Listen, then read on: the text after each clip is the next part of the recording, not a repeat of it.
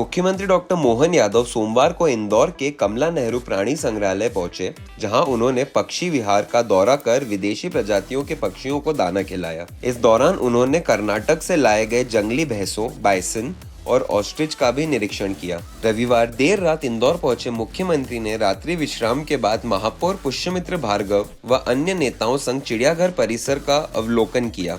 Media से चर्चा में उन्होंने कहा कि मध्य प्रदेश में वन जीवन और पर्यटन के क्षेत्र में असीम संभावनाएं हैं। नामीबिया से आए चीते जहां प्रजनन कर रहे हैं, वहीं बाइसन और ऑस्ट्रिच भी यहां के वातावरण में फल फूल रहे हैं। मध्य प्रदेश में वन्य जीव संपदा ये परमात्मा की दया से बहुत समृद्ध है। ऐसे में सभी प्रकार के हमारे वन्य जीवों के बारे में प्रदेश के अंदर फॉरेस्ट के माध्यम से हमने प्रयास किया कि वो सारे जीव और वो प्राणी दिखाई दे, जिसके कारण से हमारी भारतीय ये परंपरा और समृद्ध हो। कई सारी ऐसी प्रजातियां भी हैं जो काल के प्रवाह में पहले यहाँ थी, आज ख़त्म हो गई। ऐसे में हमने पिछले समय यहाँ कोबरा देने का प्रयास किया था। कोबरा हमारे यहाँ 60-70 साल पहले तक मध्य प्रदेश में होता था। उसके बाद में वो छत्तीसगढ़ जब अलग हुआ और फिर छत्तीसगढ़ के उस कुछ ही हिस्सों में बचा है। ऐसे में हमने कोबरा वापस मध्य प्रदेश में आए तो यहाँ जू में दिया था और उसकी पेड़ बनाया है।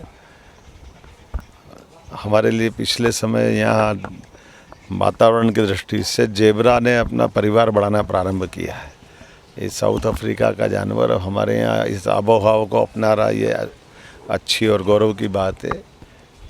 बीते समय यहाँ से लायन का जोड़ा हमने दिया और बदले में बाइसन अर्थात जंगली भैंसा के 2 जोड़े और शुतुरमुर्ग के 2 जोड़े लाए हैं। शुतुरमुर्ग ये पक्षी भले ही है लेकिन उड़ने वाला पक्षी नहीं है, लेकिन ये हमारे लिए अपने इस प्रदेश का गौरव बढ़ाने के लिए ऐसे लगातार प्रयास कर रहे हैं, जिनके माध्यम से हमारे वन्य संपदा से वापस हम अपने उस दौर में आए और लोगों की जानने समझने की, जिनको ज्ञान अर्जन करना, उन नज़दीक से देखने की, परस्पर आत्मीयता को डेवलप करने के लिए प्रयास कर रहे हैं। मैं इंदौर जू के आज इस यात्रा में अपने नए मेहमान जू के अंदर बाइसन के जो जोड़ों के नाम भी बड़े जोरदार हैं, रुद्र, कल्की, तापी, तुलसी, ये चारों हमारे परिवार का हिस्सा बने हैं। और जैसा कि हमको मालूम है कि कान्हा में हमारे यहाँ बाइसन बहुत अच्छे से अपना जीवन गुजर बसर कर रहे हैं। आने वाले समय में धीरे धीरे करके बाकी अभयारण्य में भी हम पहुँचाएँगे। चीता तो एशिया में पहली बार हमारे मध्य प्रदेश में सफलतापूर्वक परिवार भी बढ़ा रहा है और श्योपुर के बाद अब गांधी सागर में भी हमने उनको छोड़ा है। मैं मान के चलता हूं कि ये क्रम जारी रहना चाहिए। यशस्वी प्रधानमंत्री सभी क्षेत्रों में बराबरी से ध्यान दे रहे हैं।